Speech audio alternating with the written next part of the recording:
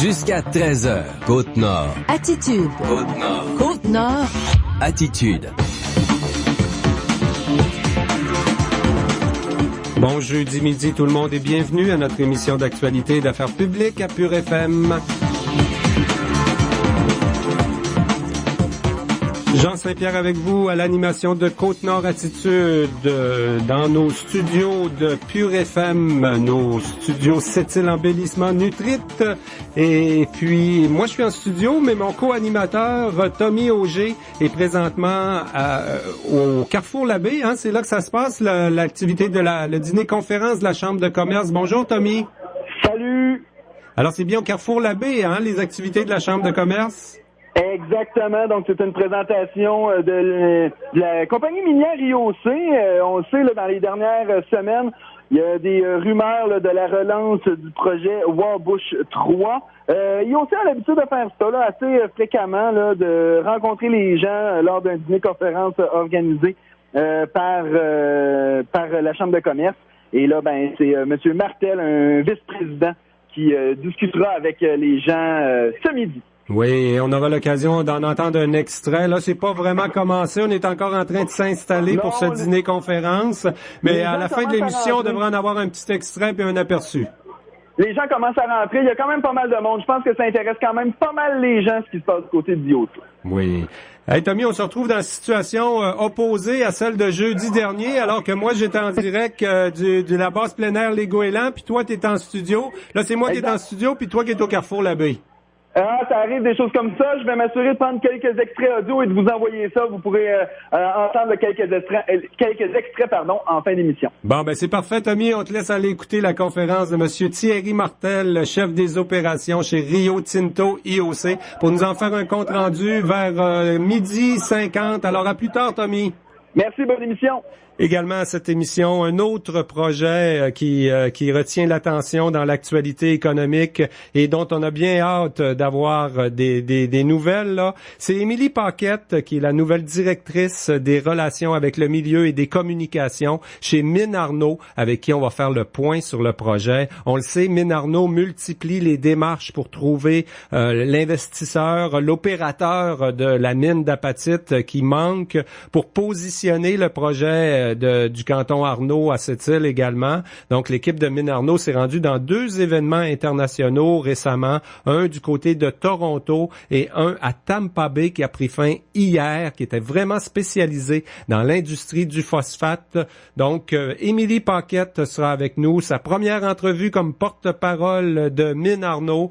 Donc, vers 12h15, on reçoit la nouvelle porte-parole de la compagnie Mines Arnaud. Également, on va parler d'archéologie ce midi, plusieurs projets en fait en archéologie qui se réalisent sur la Côte-Nord, dont un en juillet prochain du côté de Blanc-Sablon, un projet touristique qui bénéficie de l'aide du gouvernement du Québec, de la Société du Plan Nord notamment. C'est l'organisme Archéo Mamou Côte-Nord qui coordonne aussi des fouilles qui ont été réalisées dans le passé près du vieux poste à Ouachat-Sept-Îles, des projets aussi qui ont été réalisés à Moisy et ailleurs sur la Côte-Nord. François Guindon est directeur de cette organisation appelée Archéo Mamou. Il sera avec nous en entrevue vers 12h28.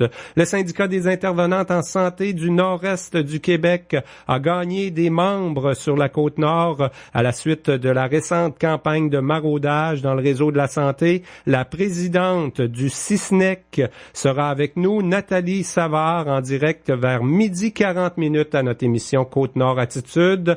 Voilà, c'est le contenu pour notre émission d'actualité d'affaires publiques. Avant cette série d'entrevues, on vous propose à l'instant un bulletin d'information régionale.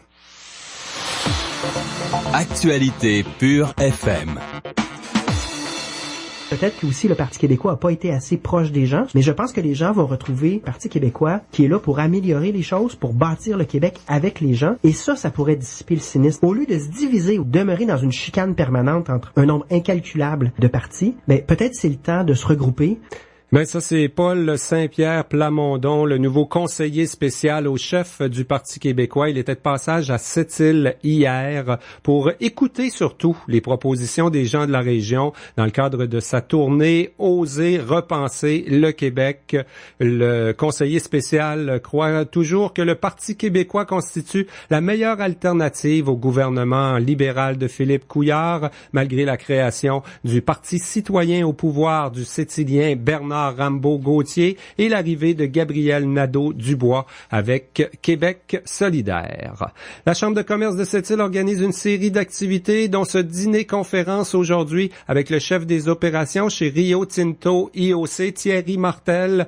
Notre co-animateur à Côte-Nord Attitude est sur place et va nous en faire un compte-rendu à la fin de l'émission. La Chambre accueille aussi lundi midi le vice-président ingénierie de Champion Iron, David Catafort. L'entreprise vient juste de confirmer elle a acheté 735 wagons pour la relance de l'exploitation de la mine de fer du lac Bloom. L'acquisition de notre propre flotte de wagons nous confère d'importants avantages stratégiques et économiques pour une production à grande échelle au lac Bloom, a affirmé le président du conseil et président directeur général de la société Champion, Michael O'Keefe. La société de voitures de chemin de fer du lac Bloom Inc., une nouvelle filiale de Champion, en propriété exclusive donc de Champion, a acquis 735 wagons spécialisés pour le transport du minerai de fer de la compagnie Canadian Iron Ore Railcar. Donc la flotte est opérationnelle et prête pour le déploiement dans le Nord, souligne-t-on dans le tout récent communiqué de la compagnie Champion. Ils serviront donc ces wagons, bien sûr, pour le transport du minerai entre la mine située près de Fermont et le port de Sept-Îles. Champion a publié récemment une étude de faisabilité positive. Elle conclut que la reprise des activités serait compétitive sur les marchés mondiaux dans l'industrie du fer pour les activités du lac Bloom. La Chambre de commerce, de son côté, prépare aussi plusieurs autres dîners-conférences dans les prochains jours et également son gala les Météores 2017. Les entreprises ont jusqu'au 20 mars pour remplir les formulaires de candidature. Le déménagement de 35 personnes en perte d'autonomie dans la nouvelle section de la résidence Gustave-Gauvreau a été complété en 2 jours en début de semaine. 19 résidents proviennent de la résidence Urgel-Pelletier qui était située à l'intérieur même de l'hôpital de Sept-Îles. Pour eux, il s'agit d'améliorations importantes à leur qualité de vie avec des chambres privées et diverses commodités. Le ministre Gaétan Barrette est venu couper le ruban du nouveau centre d'hébergement et de soins de longue durée à Sept-Îles. Jeudi, le gouvernement du Québec a investi 27 millions dans l'agrandissement de la résidence Gustave-Gauvreau et va dépenser 45 millions de dollars maintenant pour réaménager l'urgence de l'hôpital de Sept-Îles d'ici 2021. Par ailleurs, les représentants de la CSN, de la FTQ, des élus également, des élus municipaux et d'autres opposants au projet Optilab ont manifesté hier lors de l'assemblée du conseil d'administration du Centre intégré de santé et de services sociaux de la Côte-Nord. Cette réunion a été reportée en raison des bruits. Les manifestants étaient très bruyants. Les manifestants demandent que ces services d'analyse en laboratoire et l'expertise développés dans la région demeurent rattachés au Centre intégré de santé de la Côte-Nord.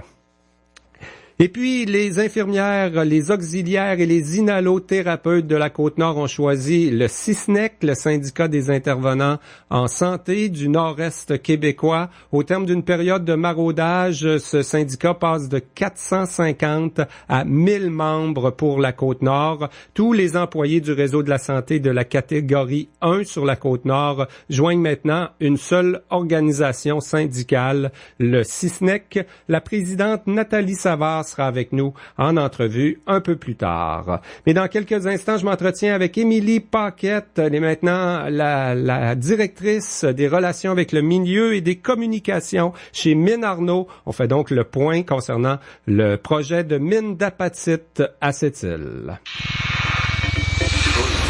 Attitude. Nouvelle de dernière heure.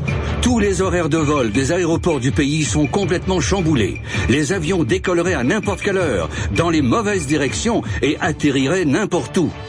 L'œuf McMuffin serait-il en cause? Maintenant que McDo offre sa sélection déjeuner toute la journée, même le temps perd la notion du temps. Des œufs fraîchement cassés? N'importe quand.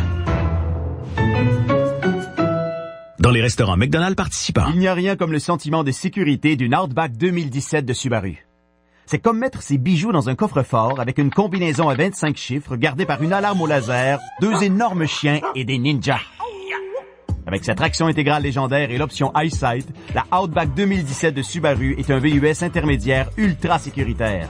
À partir de 29 785 $ à l'achat, venez l'essayer. Pour plus de détails, visitez québecsubaru.ca. Subaru, confiance et évolution. Jusqu'à 13h. Côte-Nord. Côte-Nord. Attitude. Pure FM. 94.1. Eh bien, Mines Arnaud multiplie les démarches pour trouver des investisseurs pour positionner le projet de mine d'apatite de Sept-Îles. L'équipe de Mines Arnaud a participé à 2 événements à l'international tout récemment. On va faire le point sur le projet de mine tout près de la ville, au canton Arnaud, avec Émilie Paquette, qui est nouvellement directrice des relations avec le milieu et directrice des communications. Bonjour, Émilie. Bonjour, Jean. Alors, tu arrives à Mines Arnaud, là, après la Chambre de commerce. Finalement, tu arrives dans une petite équipe qui est en espérance de grandir. Oui, effectivement, Mines Arnaud, c'est 9 personnes, dont un peu plus de la moitié qui sont basées à Montréal, qui font de l'alternance, là, qui viennent sur le terrain à Sept-Îles lorsqu'il y a des travaux qui sont nécessaires. À cette étape-ci, au bureau de Sept-Îles, c'est quand même assez tranquille, quoi. Le projet est pas démarré. On est encore à mettre en place là tout ce qu'il faut au cas où qu'on trouve le partenaire qui manque.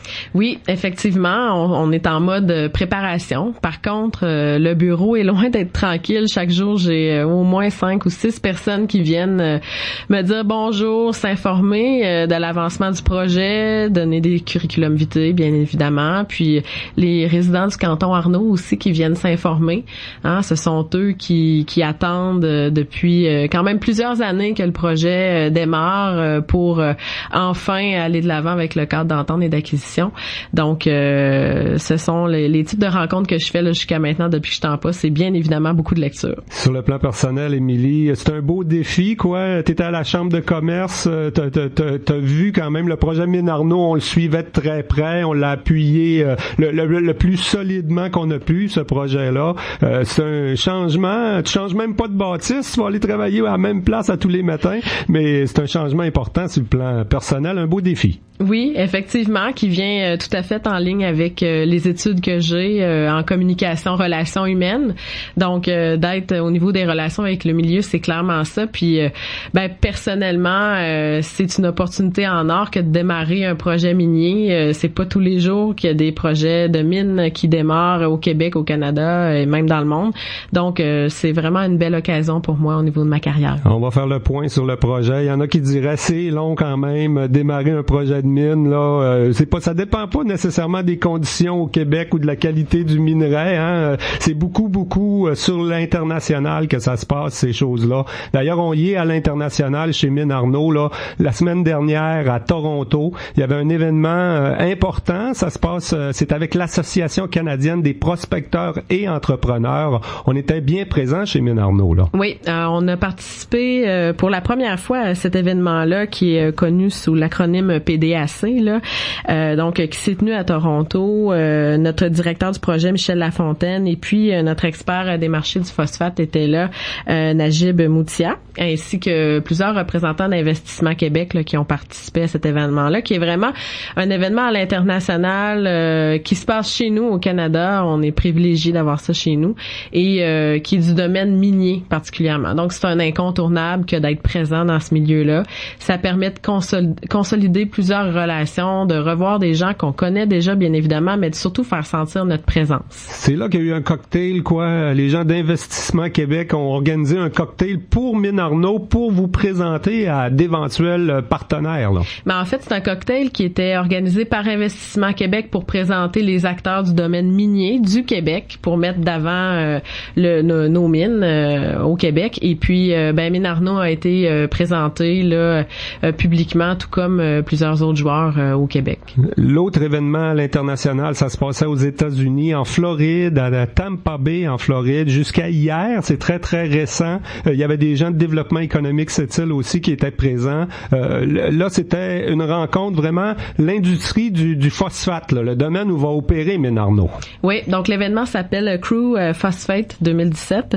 Donc, ce sont Bruno Perron, notre directeur en géologie, et encore une fois, notre expert des marchés du phosphate, Najib Moutia, qui ont participé à cet événement-là, où il y a plus d'une cinquantaine d'exposants, de 300 à 400 participants, puis plusieurs conférences à laquelle nos gens ont pu participer afin de se mettre à jour au niveau des grandes lignes là, de vers où les grands joueurs du milieu du phosphate et des engrais, comment le marché se dessine. Donc, encore là, ce sont des opportunités de rencontres de gens qui habitent pas à côté de chez nous. Là, il y avait plus d'une trentaine de pays de présents, donc des représentants de la Russie, bien évidemment du Maroc, de l'Afrique, de l'Amérique du Sud. Donc, même les Chinois aussi étaient présents là-bas. Il y avait une délégation de développement économique cette île, entre autres Marc Brouillette, le directeur Sylvain Larivière. C'était pour vous appuyer. C'est une conférence, un événement sur le phosphate. L'Investissement Québec y était aussi, quoi? Oui, effectivement. Il y avait aussi au niveau de développement économique cette île, Russell Tremblay qui était présent. Pour Mine Arnaud, le fait qu'il y ait des gens de cette île qui se déplacent, ça vient vraiment démontrer publiquement au monde du marché du phosphate que cette île veut du projet de Mine Arnaud. Donc, c'est la volonté du milieu pour le développement de notre projet, puis ça, c'est extrêmement important, c'est grandement apprécié. Dans le fond, ce qu'on a pu constater aussi en participant à ça, c'est que la demande actuellement au niveau de l'apatite est en croissance. C'est pas une grande croissance, mais c'est quand même, on est en remontant la pente. On ressent vraiment qu'il y a une effervescence et puis il y a un intérêt grandissant envers notre projet ici.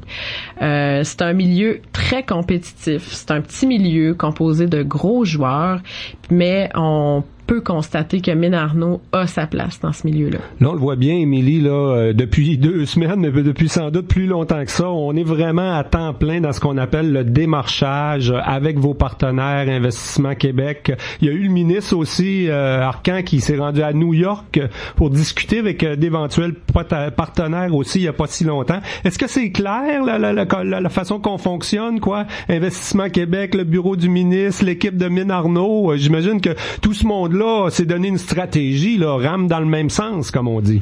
En fait, Mine Arnaud est un projet qui est grandement souhaité, évidemment, par nos actionnaires qui sont actuellement Investissement Québec et Yara. Le ministre Arcan a mis en priorité le projet Mine Arnaud. Donc, oui, Jean, tout le monde travaille main dans la main pour le développement de ce projet-là. Surtout, actuellement, on est en négociation avec des investisseurs potentiels parce que, vous le savez, on est toujours à la recherche du troisième investisseur qui permettrait à Investissement Québec de devenir minoritaire dans le dossier et puis qui va signer finalement le début de la phase construction de notre projet. On a un scénario qui est quand même optimiste pour l'année 2017 qui est grandement souhaité là, qu'on puisse aller de l'avant avec le projet dès cette année. Bien évidemment, là, on coulera pas du béton en 2017, mais nos actionnaires négocient présentement avec plusieurs investisseurs potentiels. Puis ça semble très positif. Mm-hmm. On est aussi en train de travailler très fort, l'équipe, là, sur la mise à jour de notre étude de faisabilité qui datait de 2015. Le contexte a changé, le taux de change a évolué, le contexte de la Pointe-Noire a aussi grandement changé, ce qui nous assure une rentabilité plus grande du projet. Puis ça, c'est positif aussi pour des actionnaires potentiels. Bon, c'est sûr qu'il y a de l'information stratégique qui reste secrète là-dedans, là, que tu me diras pas à radio ce midi, mais des partenaires pouvant opérer une mine d'apatite à cette île à travers le monde, il y en a pas tant que ça. Là. On discute avec un petit nombre de personnes. Donc, c'est ça la réalité. Tu vois clair, effectivement, Jean. Comme j'ai dit tout à l'heure, le monde du phosphate et le monde minier, ce sont des petits milieux où il y a plusieurs intervenants, mais quand même, par rapport au niveau mondial, c'est un petit milieu. Donc, malheureusement, je peux pas tout vous dire aujourd'hui. Je suis même pas au courant de tout parce que ce sont entre les actionnaires que les négociations se déroulent. Et puis, on est effectivement très optimiste. Parallèlement à ça, il y a la démarche aussi qu'on fait parce que notre présence à l'international dans des événements comme ceux dont tu as parlé, elle est nécessaire aussi au niveau de la vente de notre future production d'apatite. Jusqu'à maintenant, on a plus de 50% de la future production qui est vendue. Avec le retour de Yara International dans le projet. Avec le retour de Yara et aussi des ententes qui ont été signées avec d'autres pas des investisseurs, mais des acquéreurs potentiels de notre production. Donc, l'arrivée de Najib Moutia, notre expert des marchés phosphatiques, nous permet d'aller de l'avant en parallèle avec la démarche au niveau des investisseurs. Mais je comprends bien que pour le gouvernement du Québec, là, on est derrière Mine Arnaud en premier parce qu'il y a un éventuel compétiteur au Québec. Hein? Il y a un autre projet de mine d'apatite dans la région du Saguenay, là, proche de la Côte-Nord, à part ça, de la Haute-Côte-Nord en tout cas. Ariane Phosphate, on est le premier sur la liste, là. C'est clair. Pour vous autres, c'est clair, mais pour le gouvernement du Québec, dont Pierre Arcan qui a fait du démarchage, c'est clair aussi. C'est sûr que pour le ministre Arcan, on est une priorité. Le projet de Mine Arnaud est le projet le plus près de son démarrage. Au niveau de sa préparation, on a obtenu nos autorisations environnementales, autant au niveau provincial que fédéral. On a notre décret avec nos conditions. On est vraiment tout près d'un démarrage potentiel. Donc, la clé de tout ça, c'est les investisseurs. En terminant, Émilie, l'appui du milieu, là, c'est important pour le projet Mine Arnaud quand même là, de sentir que dans le milieu, on est bienvenu. Aujourd'hui, là, en 2017, ça semble clair qu'on a un appui solide, là, pas juste dans le milieu économique à cette île. Là. Je peux dire qu'effectivement, je ressens un appui de la population actuellement. Comme je le disais tout à l'heure, j'ai plusieurs personnes qui viennent à tous les jours me rencontrer pour me demander des nouvelles du projet, puis ce sont des gens favorables au projet. Je pense que dans le contexte économique que vit présentement cette île, puis je peux le constater aussi dans mon ancienne vie au niveau de la Chambre de commerce, les PME qui ont des choix difficiles à faire actuellement, le projet de Mine Arnaud est plus que bienvenu. Mais ça veut pas dire nécessairement qu'on doit faire une mine n'importe comment. Notre projet va se faire dans les règles de l'art en respectant toutes les obligations et tous nos engagements qu'on a signés jusqu'à maintenant. Émilie Paquette, je rappelle que tu es maintenant directrice des relations avec le milieu et responsable des communications chez Mine Arnaud. Un gros merci pour ton passage à Côte-Nord Attitude. Ben, merci Jean, c'est un plaisir. Jusqu'à 13h. Côte-Nord. Côte-Nord Attitude. Vous écoutez Côte-Nord Attitude, en direct du studio C'est-il Embellissement Nutri de Côte-Nord. Si je vous demande c'est qui le spécialiste du pare-brise à cette île, vous me répondez? Le docteur du pare-brise! Vous voyez, tout le monde le sait. Votre pare-brise est fissuré, on le répare. Et si vous êtes assuré, c'est zéro franchise. Votre pare-brise est cassé, on le change. En plus, on s'occupe pour vous de votre réclamation d'assurance. On offre aussi le service de raccompagnement. Et on a un vaste choix d'accessoires automobiles. Pour du service et de la qualité, on va voir le docteur du pare-brise. 646 Boulevard L'Or, 962-7800. Côte-Nord. Attitude. Pure FM 94.1. Eh bien, on va parler d'archéologie. C'est quelque chose qui se poursuit sur la Côte-Nord. Il y a un beau projet du côté de Blanc-Sablon. Mais il y a plusieurs projets dans notre région en archéologie. On en parle avec le directeur d'Archéo Mamou, Monsieur François Guindon. Bonjour, Monsieur Guindon. Bonjour. Alors, on a annoncé hier, là, avec le ministre, le bureau de la ministre du Tourisme, un beau projet du côté de Blanc-Sablon. On va en parler un petit peu plus tard. Mais vous êtes partout sur la Côte-Nord, hein, entre autres des ententes avec les spécialistes ici du musée régional à cette île. Ben, on a fait des projets avec le musée régional, oui, au Vieux-Poste, entre autres, là où on faisait de la recherche sur la présence amérindienne là-bas. Puis on a aussi des mandats de consultants un petit peu partout en région. On travaillait à Moisy, à Noutachquan, bien sûr à Blanc-Sablon, en Haute-Côte-Nord, dans le secteur de Bécamo, à Pointe-aux-Outardes. Donc on est partout. Oui. À Ouachat, au Vieux-Poste, Ouachat-Sept-Îles, c'est un projet. On n'a pas trouvé ce qu'on voulait, hein, la dernière fois. On a fait 2 fois des fouilles. Peut-être que si on trouve des sous, on va réessayer de trouver les campements autochtones autour du Vieux-Poste. Ben en fait, ça pourrait être des campements autochtones qu'on a trouvés. C'est tout simplement on n'est pas certain pour l'instant. La nouvelle a été reprise un peu, disons qu'il y a une partie de l'information qui a été reprise là, par les médias régionaux, malheureusement. Le reste de l'information n'a pas été repris.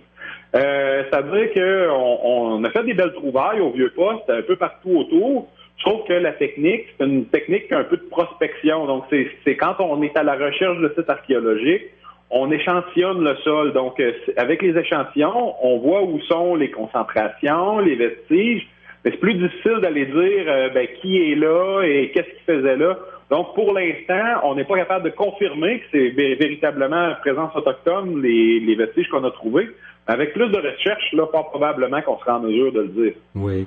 Du côté de Moisy, on a fait... en fait, c'est comme la tempête du 30 décembre dernier. Là. Parfois, ça arrive curieusement qu'on découvre des sites exacts. On a déterré la cloche d'ancienne forge de Moisy. Ça qui a quand même de l'intérêt archéologique autour de ça, là. Ben oui, l'ancienne forge de Moisy, c'est le musée régional qui est allé faire une inspection, justement, suite au rapport de découverte de résidents du secteur. Et puis, là, en ce moment, en fait, là, les vestiges qui avaient été mis au jour par la première tempête au mois de décembre, la deuxième tempête qui a eu lieu les a renterrés. Donc, c'est très... les vestiges archéologiques, des fois, c'est la visibilité, il faut saisir le moment, hein, parce qu'avec le fleuve, là, des fois, les vestiges se retrouvent à apparaître et disparaître au gré des saisons. Mais oui, on a pu constater là, la présence de vestiges là, de fondations de bâtiments, là, probablement des industries. Oui. Et je trouve qu'on a un très beau projet, M. Guindon, du côté de Blanc-Sablon, là, un projet touristique. Oui. On va inviter les gens à finalement se renouer avec l'histoire, mais aussi avec toutes les beautés là, du secteur Bras-d'Or, Blanc-Sablon. Oui, Blanc-Sablon, là, pour les gens qui sont jamais allés, là, c'est d'une beauté incroyable. On a les icebergs durant l'été qui viennent s'échouer là dans le détroit de Belle-Île, les baleines de toutes les sortes, mammifères marins. Puis on a un patrimoine archéologique qui est vraiment, vraiment, vraiment exceptionnel. On a 3 sites archéologiques ou historiques classés par le ministère de la Culture au Québec. Et un de ceux-là possède aussi le statut de lieu historique national du Canada, qui est le site de la rive ouest de la rivière Blanc-Sablon. Et ce site-là, là, à lui seul, comporte environ 70 unités, là, 70 plus petits sites archéologiques là, dans l'espace même. On parle vraiment, là, c'est tout petit comme endroit, mais la quantité est vraiment au rendez-vous. Et Blanc-Sablon, pour vous donner une idée, la communauté elle-même comporte un peu plus de 250 sites archéologiques connus juste pour la municipalité. Ouais, quand on parle d'archéologie, c'est notre histoire. Hein. Pourquoi c'est aussi riche à Blanc-Sablon? C'est que les premiers Européens, et là je parle pas de Jacques Cartier là, qui a apparemment planté une croix dans le coin de Bras-d'Or à un moment donné, mais même avant ça, les Vikings puis tout ça, c'est au Labrador là, et à Blanc-Sablon dans ce coin-là là, que les premiers contacts ont dû se faire avec les Autochtones aussi. Absolument. Vers l'an 1000, on sait que les Vikings étaient présents en Amérique du Nord. Il y avait un établissement dans le nord de Terre-Neuve qui est vraiment pas loin de Blanc-Sablon. On sait aussi par les sagas vikings qui ont exploré un petit peu plus la côte, peut-être le Saint-Laurent. Certains aimeraient le croire. Donc, il n'est pas impossible qu'ils aient visité et rencontré les premiers peuples le long du détroit de Belle-Île, comme à Blanc-Sablon. Sauf qu'on n'en a pas la preuve. La preuve des premiers contacts avec entre Européens et Autochtones dans le secteur de Blanc-Sablon, on les a pour la période des années 1500, le tout début du 16e siècle, avec l'arrivée des premiers pêcheurs européens, souvent on pense aux Basques, mais avant les Basques, juste un petit peu avant, on parle des Français, principalement les Normands et les Bretons, mais aussi des Anglais qui ont fait les premières incursions dans le détroit de Belle-Île. Et on a des indices de cette première présence-là au tout début du 16e siècle. Et on a des indices sur ces sites-là qu'il y a eu des rencontres et des échanges entre Autochtones et Européens. Oui. Et c'est en plein ce qu'on s'en va fouiller cet été, là. Oui. Il y a beaucoup de sites que c'est des choses autochtones aussi, là, exclusivement qu'on retrouve. C'était peuplé quand même avant l'arrivée des Européens, là, le nord de l'Amérique. Ah oui, puis Blanc-Sablon, en Côte-Nord, c'est un des premiers endroits à être peuplé par l'humain. On parle de 8000 ans d'occupation confirmée, là. Oh, ben quand même. Oui, absolument. Et quelle forme ça va prendre, le projet? Là, on l'appelle Aventure Archéologie Blanc-Sablon. Moi qui est à cette île, là, je pourrais me prendre un forfait, aller passer une semaine à Blanc-Sablon, puis je vais pouvoir autant observer des icebergs, des baleines, que de renouer avec l'histoire comme ça de la place, là, de la région. En plein ça, on vous accueille à Blanc-Sablon. Pour les gens qui veulent venir, c'est les gens qui sont de passage, on a des forfaits à la journée ou à la demi-journée. C'est pas nécessaire de réserver. Des fois, c'est mieux si vous voulez être certain d'avoir de la place. Mais sinon, pour des forfaits hebdomadaires, on vous accueille sur place. Vous participez aux fouilles pendant une semaine.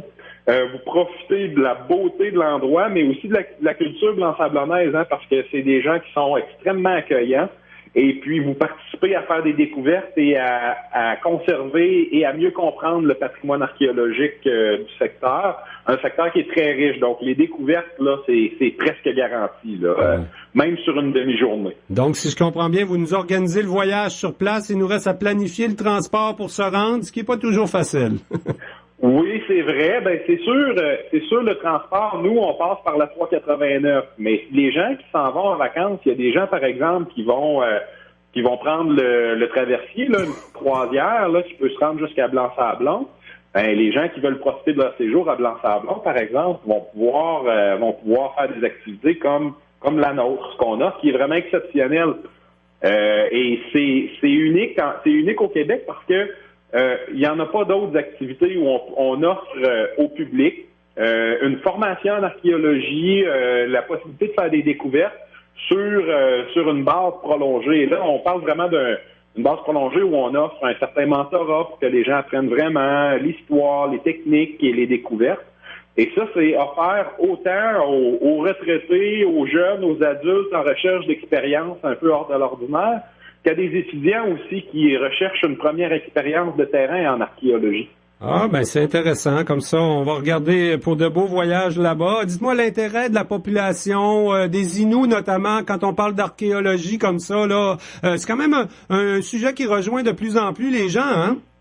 Ah oui, absolument. Ben surtout, Archéomamo en région travaille fort à rejoindre les gens, justement faire de la sensibilisation sur l'existence de cette richesse-là, mais aussi à sa fragilité. Et les Inuits sont impliqués autant dans la gestion de notre organisme. Hein. MAMO, dans Archéomamo, ça veut dire ensemble. Donc, l'organisme est co-géré par des Autochtones et non-Autochtones de la région. Et tous nos projets sont réalisés en collaboration entre Autochtones et non-Autochtones. Et là, dans le cas de Blanc-Sablon, c'est la communauté de Pakwachipou qui va être impliquée dans le projet, là. Oui. Et dans le fond, le développement ou la réalisation de projets en archéologie dans une région comme la Côte-Nord, ça dépend toujours de fonds publics, quoi, ou il y a quand même, par exemple, quand il y a un chantier à la Romaine par Hydro-Québec, on se doit de faire quand même certaines fouilles archéologiques? Oui, absolument. Donc, pour vous donner une idée, Archéomamo ne reçoit aucune subvention au fonctionnement. Donc, financièrement, on est autonome à travers nos services de consultants pour des minières, des forestières, des gouvernements aussi, des municipalités, conseils de bandes autochtones, etc. C'est comme ça qu'on vit.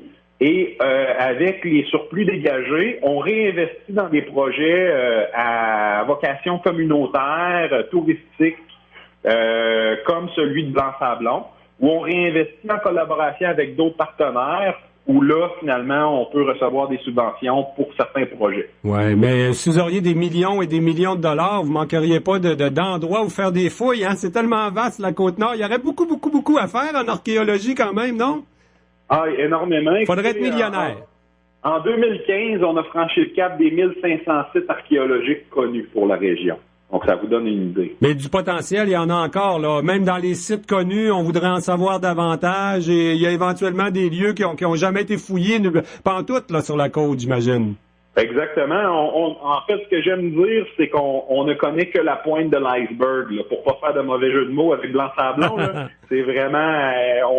ça fait depuis les années 70 que je fais de l'archéologie professionnelle en Côte-Nord. Et on ne commence qu'à avoir un bref aperçu de ce qu'on a comme histoire et patrimoine là, pour la région. Et je pense que les plus hauts potentiels sont aux deux extrêmes, quoi. Tadoussac et Blanc-Sablon, c'est peut-être les endroits les plus intéressants. Quoique le vieux poste à Sept-Îles, c'est des choses très anciennes aussi, hein.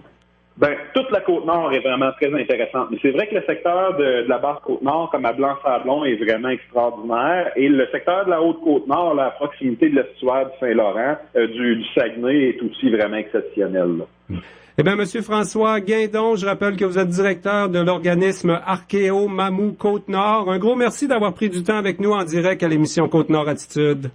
Ça me fait plaisir. Bonne journée. Bonne journée. Bye. Attitude. Agri-Boréal Service Conseil est fier de vous inviter à la Journée Bleuet Côte-Nord le 22 mars et à sa journée d'information sur l'agriculture de la région le 23 mars. Les deux activités se dérouleront à Forestville, à l'hôtel Econolodge. Le coût de l'inscription est de 30 $ par journée, avec souper le 22 à 17h30 aux frais des participants. Pour confirmer votre présence ou pour toute information supplémentaire, contactez Sonia Savard au 418-587-2765. Réservez votre place avant le 17 mars. Hey, je viens de découvrir un site où tu peux profiter d'aubaines incroyables. La boutique attraction? Ben oui, je sais. Moi aussi, je la connais. Il y a tout. Des forfaits golf, restaurant, détente, spectacle, pêche. Il y a de tout. Ben là, c'est la boutique attraction. C'est sûr que c'est... Des forfaits pour les gars, les filles, tes parents. Tu vas même trouver quelque chose pour ta belle-mère. Je sais, c'est la boutique attraction. C'est facile. Boutiqueattraction.com. Tout est là. Ils ont-tu quelque chose pour les durs d'oreilles? Quoi?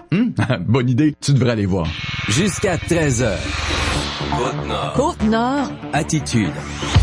Pure FM. 94.1. Eh bien, on va parler de la nouvelle réalité syndicale dans le réseau de la santé. Il y avait une période de maraudage au cours des dernières semaines. Il semble que la CISNEC a gagné pas mal de membres sur la Côte-Nord. La CISNEC, c'est le syndicat des intervenants et intervenantes en santé du Nord-Est québécois. Nathalie Savard est la présidente de cette centrale, de ce regroupement-là, de ce syndicat.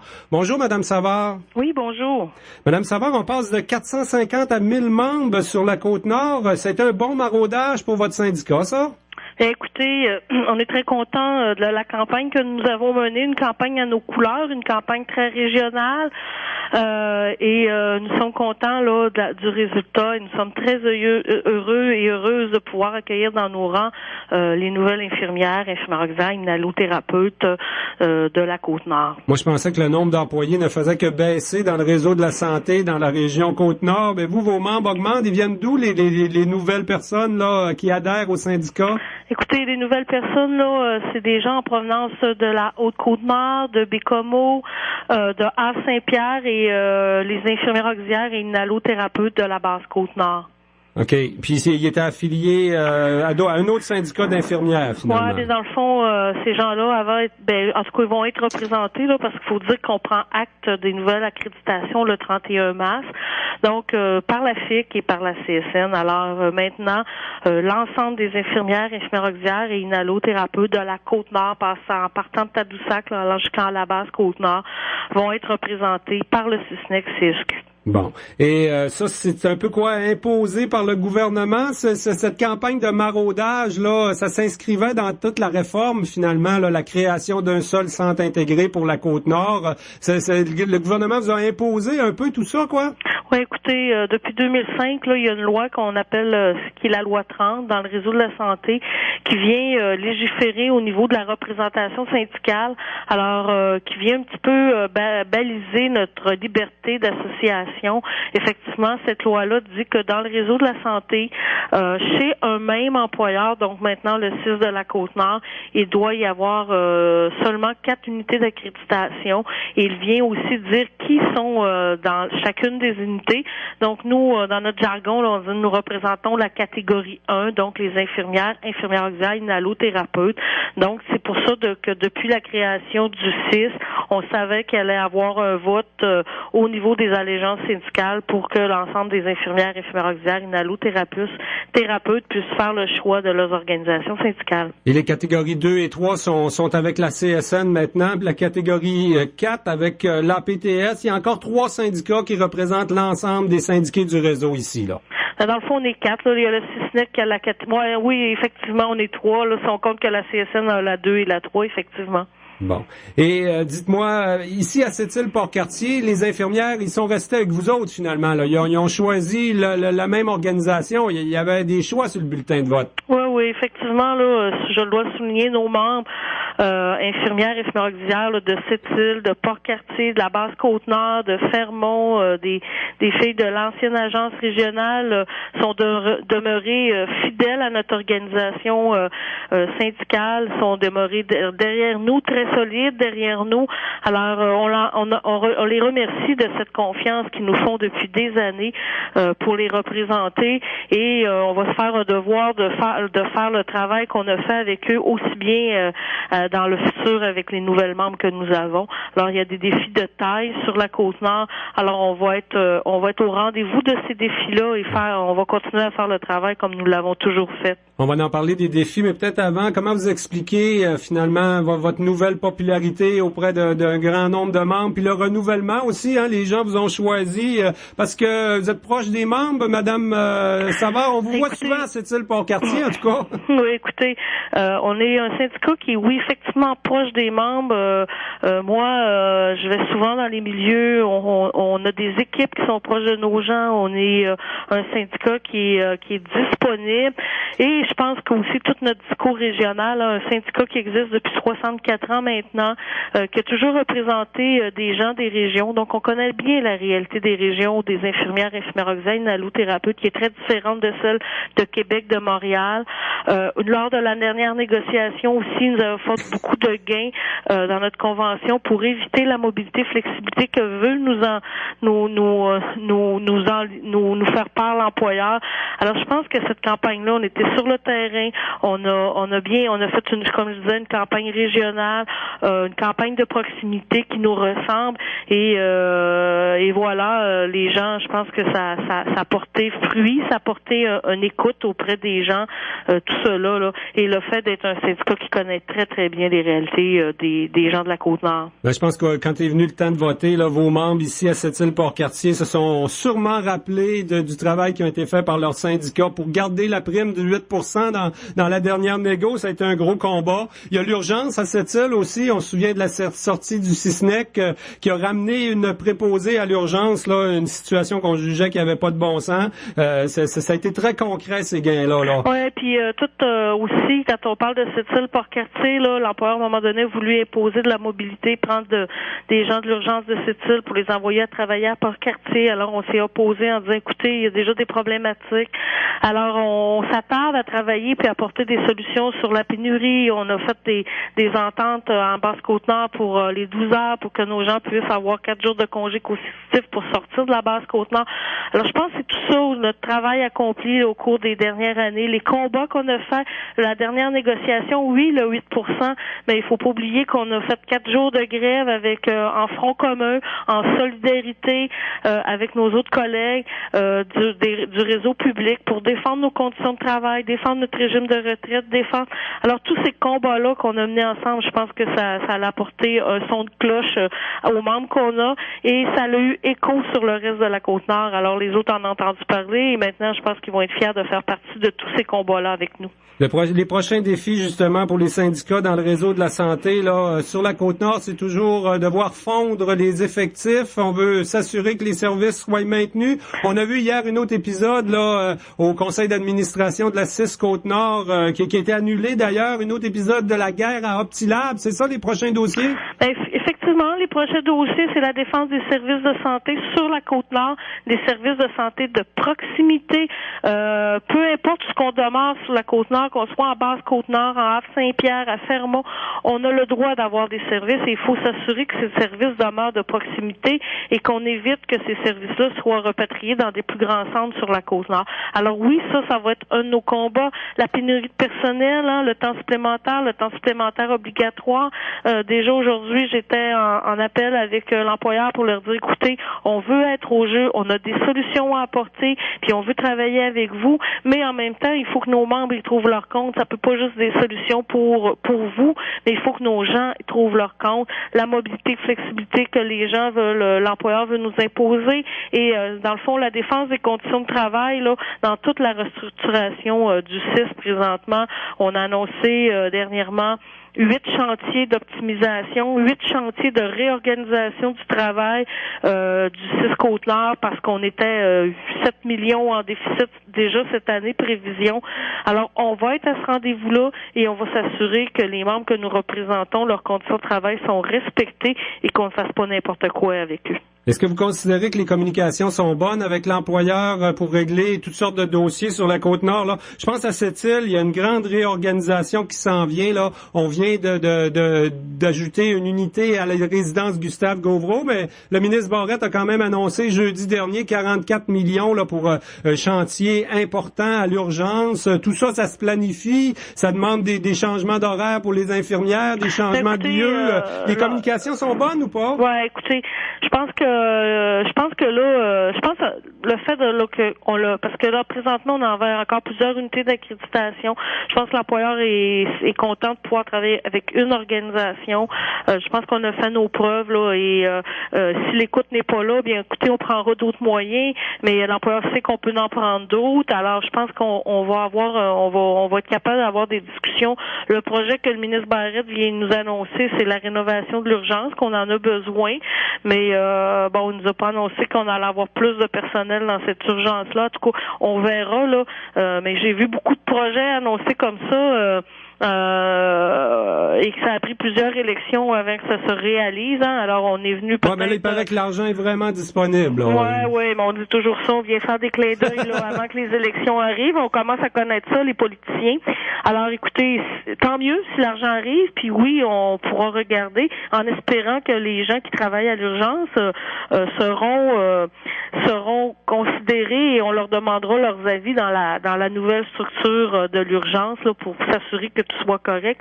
Alors oui, moi je suis optimiste, il y a des discussions et je pense qu'un défi de taille, là, on en parle trop souvent de la pénurie de personnel sur la Côte-Nord. Moi, ça fait 14 ans que je suis présidente, puis on en parle depuis ce temps-là. Là, il faut mettre notre pied à terre et trouver des solutions. Je pense que ça va être un des dossiers très prioritaires pour le CISNEC-CSQ dans l'année qui s'en vient, là, avec toute la restructuration des services. Mais si on veut maintenir nos services à la population, il faut s'assurer d'avoir des professionnels qui les donnent. Donc, il faut s'assurer d'avoir des infirmières, des infirmières auxiliaires, des inhalothérapeutes qui donnent ce service-là dans des conditions correctes, puis qu'on arrête d'imposer toujours du temps supplémentaire ou du temps supplémentaire obligatoire. Alors, je pense que ça va être le défi de taille là au cours de la prochaine année. Et pour avoir travaillé dans d'autres régions, avoir trouvé des solutions, il y en a. Alors, il reste juste à trouver la volonté d'asseoir l'employeur là, et qu'on ait des bonnes discussions et qu'on soit capable d'ouvrir des postes à temps complet, d'aller recruter à l'extérieur. Alors, ça va être un dossier qui va être très prioritaire pour notre organisation. Eh bien, Madame Nathalie Savard, qui va venir nous voir de plus en plus souvent sur la Côte-Nord, puisqu'elle a plus du double du nombre de membres avec le syndicat des intervenants et intervenantes en santé du Nord-Est du Québec. Madame Nathalie Savard, présidente, un gros merci pour l'entrevue radio. Merci, puis au plaisir d'aller vous voir bientôt. Au revoir. Bonjour. Côte-Nord. Attitude. La salle de spectacle Jean-Marc Dion, en collaboration avec Point S Service du pneu PJL, vous présente lundi, le 20 mars à 20h, Mario Tessier. L'humoriste, animateur, entertainer Mario Tessier fait le grand saut et présente son premier one-man show seul comme un grand. Dans une mise en scène grandiose signée Serge Postillot et un décor haut en couleur, Mario Tessier présente un spectacle très personnel alliant ses passions. Chanter, danser, raconter et surtout faire rire aux éclats. À un moment donné, je vais avec ma blonde en croisière sur la Méditerranée. Et ça donne que sur cette croisière-là, en rentrant, il nous explique qu'il va y avoir un concours de karaoké toute la semaine durant. Moi, à partir de ce moment-là, j'étais plus en vacances. J'étais en mission. Des billets sont encore disponibles au 962-0100 ou achetez-les en ligne en tout temps au www.spectacle-7-il.com. Votre salle de spectacle est présente pour vous sur Facebook. Les douces soirées Pure FM. Allô, c'est Valérie. Quoi de mieux pour terminer la journée que de se détendre avec les meilleures balades? Never mind, I'll find someone like you. Fais-moi la tendresse, l'amour sans chagrin, des mots sans promesse. À la vie, à la mort, je t'aimerai. De mon cœur et mon âme te chérirai.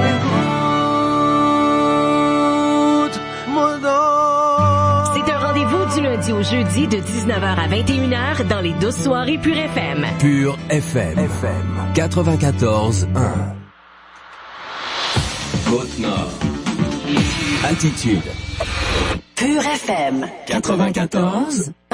Eh bien, Thierry Martel, qui est chef des opérations chez Rio Tinto IOC, est l'invité de la Chambre de commerce ce midi, un dîner-conférence du côté du Carrefour Labbé. Tommy Auger, mon partenaire, journaliste de Cogeco TV sur place. Bonjour, Tommy. Salut. Alors, Monsieur Martel n'a pas terminé nécessairement sa conférence, mais on peut en écouter un extrait. Oui, exactement. Là, il est à peine au premier tiers. Là, il a commencé. Je vous présente un extrait du début de la conférence. C'est pratiquement comme si c'était en direct. La seule chose que je voudrais rajouter, qu'il vient de mentionner, c'est que le fameux projet Wabush 3, donc près de Labrador City, devrait débuter au troisième quart de 2018 et c'est possible que ça soit précédé. Donc déjà là, on annonce là, pratiquement officiellement aux gens d'affaires de cette île le début des opérations de Wabush 3 en 2018. Sinon, je vous laisse avec un extrait là, où il parle beaucoup de santé et sécurité et du contexte mondial du prix du fer. Je vous laisse écouter. Sinon, je vous souhaite un très bon week-end et une très bonne fin d'émission.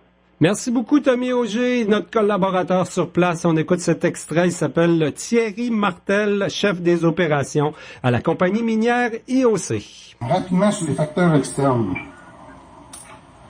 Les choses évoluent très rapidement. Puis je vous dirais, juste pour vous donner un petit aperçu là, de ce qu'on a vécu récemment, c'est que hier, en tentant de faire une réservation de billets d'avion pour Wabush la semaine prochaine.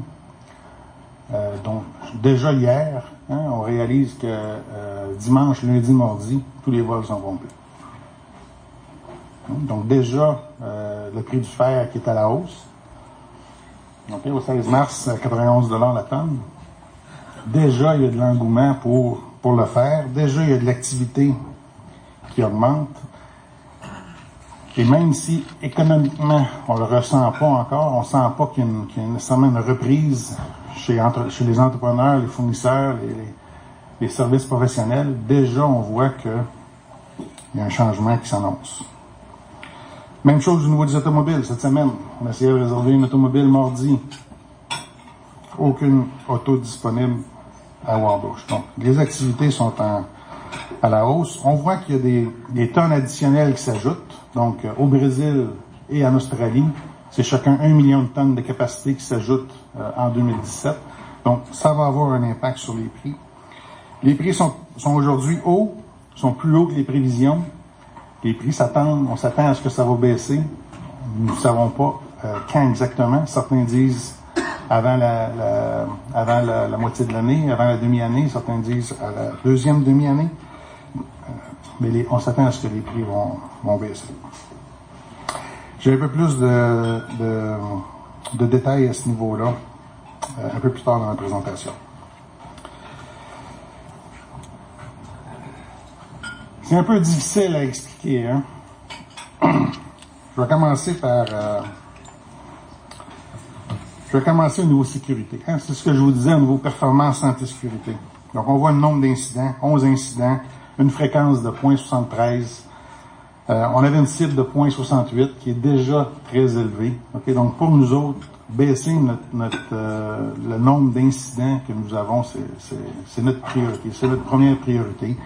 Et on met énormément d'efforts. Là, le programme CRM va nous aider non seulement à éliminer les fatalités, mais aussi à réduire les incidents.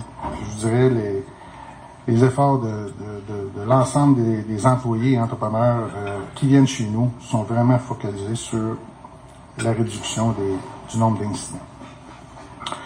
Au niveau des finances, le prix nous a aidés. Nous avons terminé l'année avec un léger bénéfice. Puis, à la fin de l'année 2016, nous avons pu payer un léger dividende à nos actionnaires. Donc, ça faisait 2 ans et demi, près de 3 ans qu'un dividende s'était payé. Donc, c'est certain que pour les actionnaires qui ont investi dans IOC, qui ont investi énormément de capital dans les dernières années à croître la production, donc c'était bienvenu. Regardez au niveau de la production. C'est certain, on s'était fixé des cibles très, très agressives. La barre était haute pour l'ensemble des équipes. Okay? Au niveau de la production minière, on a fini 8% en bas de notre plan. Au niveau de la production de concentré, 9% en bas de notre plan. Au niveau du matériel broyé, 4%. Production de boulettes, 2% sur notre plan. Quand vous regardez ça, là, on a atteint 92, 96, 98% de notre plan. Okay? Un bulletin scolaire, là, ça fait A+. Donc, tout le monde a travaillé. Je vous dirais, la ligne ici dans le bas, c'est 80 records de production qui ont été atteints. C'est une production record de 19,2 millions de tonnes pour IOC. Donc, jamais dans l'histoire, autant de concentré a pu être produit. Donc, c'est aussi un signe que les améliorations qui ont été faites en 2015 ont été pérennisées et maintenues tout au long de 2016. Hein? Je ne sais pas si vous vous souvenez de la présentation qu'on avait faite en 2015. En 2015, on avait eu 16% d'augmentation de la production. Donc, on avait une année record, on a produit 18,7 millions de tonnes. Ce qui est important pour nous, c'est de conserver ce qu'on avait atteint, c'est de préserver les gains qui avaient été et de pérenniser les améliorations qui avaient été apportées. Ça a été réussi. Donc, 80 records de production avec une production totale de 19 millions de tonnes. Ça, nos employés en sont très, très fiers. Donc, au niveau de sécurité, on a des améliorations à apporter. Au niveau des employés, les employés ont un rôle clé et participent de plus en plus. Donc, depuis 2014, les employés font partie de notre processus d'amélioration. Et ça, c'est valorisant non seulement pour les employés, hein, mais ça encourage les employés à chercher des pistes d'amélioration et d'investir, à poursuivre dans le déploiement des pistes d'amélioration. Au niveau des liquidités, je pense que l'ensemble des entrepreneurs fournisseurs d'IOC ont été impliqués lors de 2015 et 2016 dans l'identification et la livraison des pistes d'économie qui avaient été identifiées. Encore en 2016, c'est 89 millions d'économies de coûts qui ont été réalisés et déployés dans l'ensemble de nos opérations. Tout ça, c'est l'ensemble de nos employés, c'est aussi nos fournisseurs et entrepreneurs. C'est aussi une discipline interne. Comment on poursuit à réaliser des travaux, à contrôler l'ensemble de nos coûts. Donc, 2016 pour nous a été une réussite. On a mis en place des fondations qui sont critiques pour la réalisation de la stratégie 2017 et 2018. Je vais vous en parler un petit peu plus tard dans d'autres étapes, là, les cibles pour 2017. Puis c'est définitivement des défis qui sont énormes mais qui sont très réalisables.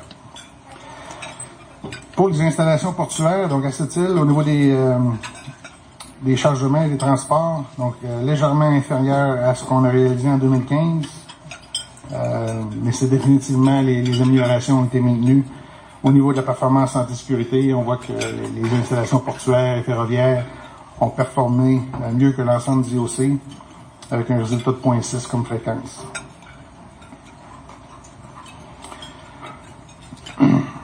Notre défi, c'est vraiment de livrer à notre plein potentiel, de façon sécuritaire. Okay? Notre plein potentiel est de 23 millions de tonnes. L'an passé, vous vous souvenez, on a produit 19,2 millions de tonnes. Nous sommes chanceux, hein, donc oui, on travaille à livrer notre plein potentiel, mais on a aussi des opportunités de moderniser et de se moderniser. Donc, dans certains de nos actifs, âgés et désuets, hein, on doit mettre les efforts, mettre les capitaux qui sont nécessaires pour moderniser certains de nos actifs. On a aussi l'opportunité et l'occasion de moderniser notre mode de gestion. Donc, chez IOC, il y a encore des installations aujourd'hui qui sont opérées et qui sont maintenues telles qu'ils ont été conçues il y a 50, 60 années. Donc, pour nous autres, l'opportunité de poursuivre vers un mode d'opération qu'on a qualifié comme opération intégrée, qui permet de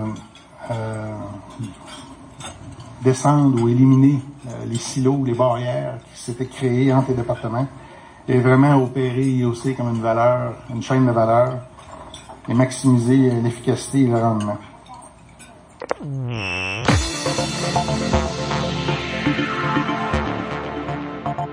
C'est le chef des opérations à la compagnie minière IOC, presque en direct, ce qu'on écoutait. Il donne une conférence ce midi aux membres de la Chambre de commerce de Sept-Îles réunis au Carrefour l'Abbaye.